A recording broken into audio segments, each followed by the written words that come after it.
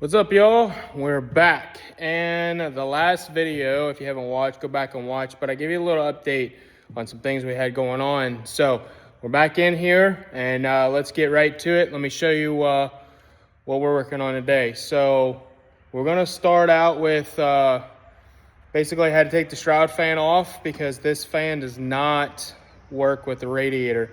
So I had to pull the fan off. I got electric fans coming. Good old Amazon specials. Under $100. We're gonna try them out, see if it works. Next thing, so our coolant lines don't work. So we're modifying, so let me show you. Okay, so as you see, we got the core support roughly back in. This is the Dodge cooler for the trans. I'm not sure if we're gonna use it or not, if we're just gonna buy a different one, but this is just what was on the truck. Use it for now. So we also got a new belt, and as you see, we took the fan off. So there's not a whole lot of room for the fans, and we tried it, but it kind of damaged our radiator a little bit. So we got to fix those fans, but we're gonna put some electric fans in here and run off a switch or to ignition. So back to like I was saying earlier. So this is on the radiator side for the Cadillac. I believe it's like 1.25 inch inside diameter, and then here on the truck side is, I believe, 1.75 inch, 1.7 or something like that. So here's an example of what they look like, upper and then upper. I had them laying around, didn't realize it, and ordered new ones, so got to send the other ones back. But our bottoms, this is 1.75 inch inside diameter, and this one's like 2 inch. Now I got it up because I got coolant still in it. So let me show you how we're gonna make that work. All right, so now we're over here. We took went to AutoZone, bought the piece of exhaust for this piece, sectioned it in multiple times to get it to taper because no one makes 1.25 inch exhaust piece. So made multiple cuts, and then I had this pipe laying around in some scrap pile. So came off of roll bar or something. We stuffed it in there, and then we welded around and then welded our tapers. So, and then here, another piece of exhaust I had off of another truck. And this was another adapter I bought from the old AutoZone or Advance. So this is the piece from that right there, which is 2 inch. And then we slammed this piece inside here, which was tapered 1.75 inch. OD 1.7 inch, ID or something like that, I don't remember now. So we're gonna weld this up, and then we'll put these on, and I'll show you what the results looks like. All right, so like I said earlier, so got this one welded up, and it goes clear up to about here. We could cut this back, but we'll just leave it. A little extra strength. I know these ain't the right clamps, so I got some coming. Let's see, so 1.25 inch to 1.75 inch or 1.7 inch, something like that. So all welded up. We'll throw some paint on eventually. I don't want to get too far because this isn't bolted up. I'm waiting on my fans to get in here so we can get those done. And then I got this one done and welded. Like I said, this is 1.75 inch here to 2 inch. Here's the 2 inch. We still got to cut this down a little bit and get these to meet up. May have to do some more modifications, but I don't want to get these tied together until I get the fan in here. And then we'll get everything bolted up. Let me show you what else I got done. We got the cross member for the front section made up. Let me show you that. And then let me go over the fuel tank side of it too. We got the Air Dog pretty much ready to install finally. And what else? I'm gonna just walk over here. So we bought this from the old Tractor Supply. Pretty nice stuff, as you've seen here earlier. We painted the frame. Does pretty well. Went clear back in there. So it's like 89 bucks or something for a gallon, but it goes a long way if you roll it on or paint it. So pulled the tank out, or pulled the pump out, We capped the main line going in. This is coming off the air dog. And then we got one that's gonna go up to the pump. And then there's another one running around in there. I can't see it, there it is. Right here. This one is gonna go, let me flip the tank over here. Our sump, just an Amazon special, it was like 30 some dollars. It comes with the drill bit and everything. You just drill your hole to the lowest point of your tank, and then basically all your fuel will go straight through here, right to there. Since I'm not running this actual thing, we have a return going back to it from the pump, or from the pump, and then we got one going back from the air dog itself. So, and then there's another return right there from the fuel rail. So we got to put that one on here, and this one goes to that little line. Let's see if I can show it to you. It's way back in here, way back in there. It's off the fuel rail. So we got that little line. I bought a whole roll of it. It was a little tight, but made it work.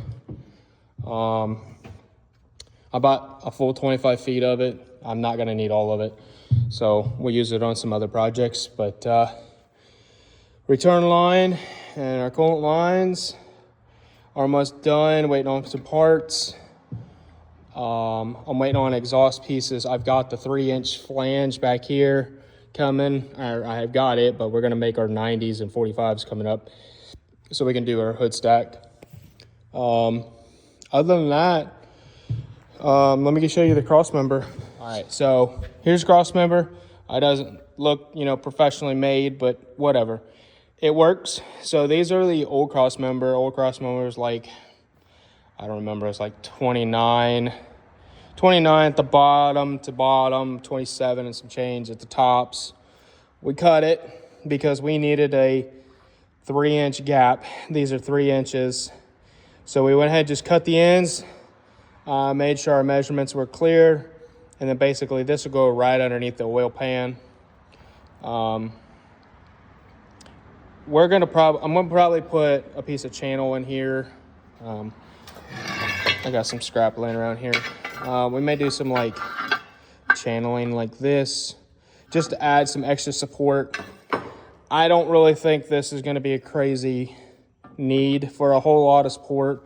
We may do like a curve effect. I mean, we can get fancy with it, but in all, it's not going anywhere. So we're just gonna throw it under there, throw some paint on it, and maybe just put it under there. Maybe throw that piece of angle in here, cut a section for it. We're gonna get this one installed. We still gotta get the chassis installed. Good to get the fuel tank installed underneath the chassis. We got to get the chassis all painted up. And then I actually ordered off Amazon another cross member. So let me show you where these two go underneath the car, and then let me show you everything else underneath. All right, so let's see if this thing will focus. All right. Ugh.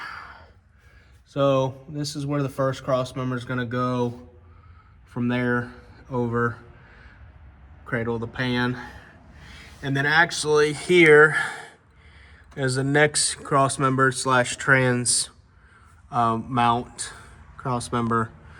I've got one ordered from Amazon. No, they don't make one for these, and I didn't receive one when I bought this unit.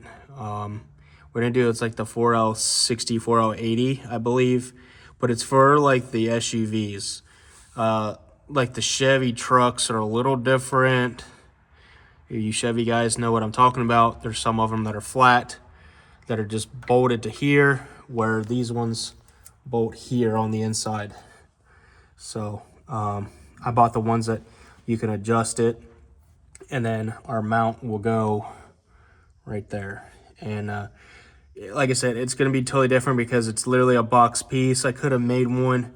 It's a box piece that sits in here and gets bolted up, and then it's literally like tubing that goes straight across, and then it comes around with a curve. And hopefully it works. hopefully we don't have to modify it too crazy. It's only like $41 off Amazon. So if you all need like an aftermarket cross member because your all's transmission cross member is rotted out on these old Chevys or Tahoes or whatever you got, like I said, they're like $41 and some change. So other than that, we'll get some paint on this thing, and hopefully the next thing we're making or getting ordered is the drive shaft. We'll get everything lined out for the drive shaft, and then hopefully we can put a battery in this thing and finalize it, and maybe get these shifter linkage and everything lined out, and hopefully we can put this thing down on the ground and drive her out real soon. So stay tuned, y'all. Like and share and subscribe. See you on the next one.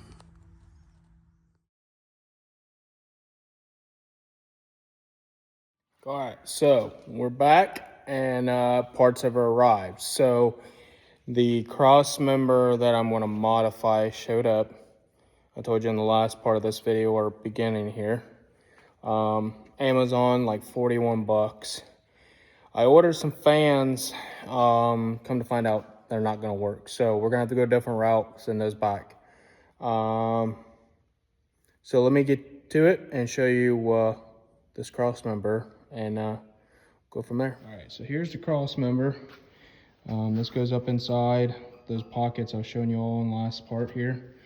But of course, like we thought, this part was going to be in the way. So we're going to cut it off, and then in theory, we just put a piece of plate here and put 2 holes in it, and should basically mount up to our transmission. So stay tuned, I'll show you.